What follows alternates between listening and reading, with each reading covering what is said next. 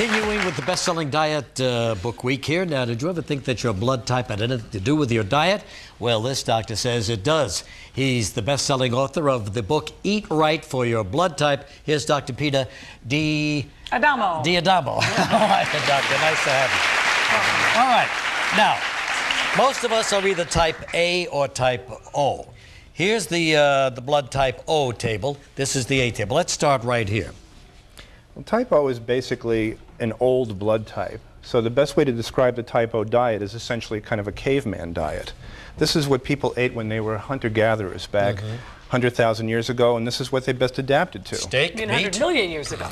Well, it turns out that the blood types actually were in flux and actually are quite recent in terms of how we adapted to foods. Oh. And originally they protected us from infections. And as we went around the world, our physiologies changed, and that was sort of coded into our genetics. So do you have some proof that this really relates to one another, these foods with type Oh, absolutely. Type O? There's thousands of articles in the scientific literature that talk about blood type in terms of its influence on digestion. So if you're looking to diet and you're type A, or type O rather, these are the foods you should dwell on, right? Right.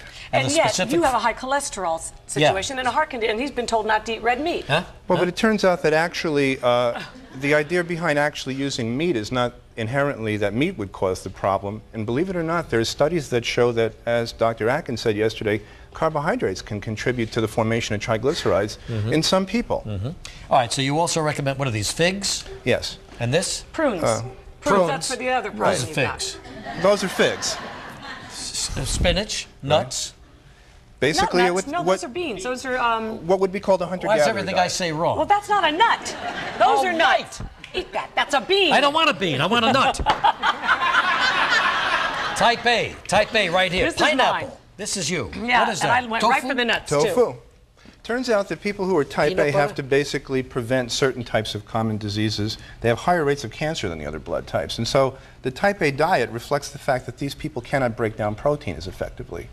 So for instance, they gain some of the abilities to break down other foods, but they lose the ability to break down animal products. So if you're type A, for instance, like I am, and I know that you are as well, the use of plant proteins like tofu can have a very powerful effect in lowering your risk for certain chronic diseases, including certain common cancers. But not dairy product. Dairy products are not a big part of the A diet. The A diet is essentially kind of a vegetable-based diet, vegetarian. The O diet, kind of a hunter-gatherer diet, caveman diet. All right, fine. We've got more blood types to discuss, and we'll more be back nuts. with those in just a minute. Dr. Peter D. Adamo, this book, Eat Right for Your Blood Type. So we're discussing various blood types. Incidentally, his father was the pioneer in this particular diet, right? He drew the original conclusions. I just looked in the literature and actually saw that they were backed up by science. All right, so now this is blood type B. This is what you recommend for blood type B. B is a very small percentage of the population, a sort of I guess, an evolutionary kind of late model blood type. It actually is an omnivore. It can do well with a little bit of dairy. It does well with some animal products. I guess you could describe it as the best of both kingdoms, the best of the vegetable kingdom, the best of the animal kingdom as So well. any portions will help, I mean, or? That's the funny thing about the blood type diet. It looks at the food and how the food fits the person's amount of it. physiology. So the food will not only keep you slim, but also keep you healthy as well. And, Fighting chronic minimize the risk of diseases that you may be prone to. Type AB. Oh, enigmatic, 2% of the population.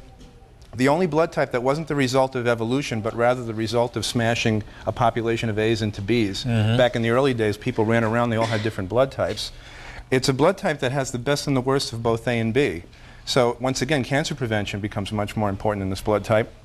Common mushrooms, for instance, there's recent research that shows that mushrooms possess a chemical that in this blood type is obviously going to minimize the risk of colon cancer. Wow. So little simple things like choosing what particular types of food may very well be more important than choosing what particular category. Yeah. The protein or fat may be less important than the food itself. So interesting, and more information in this book, 4 blood types, 4 diets.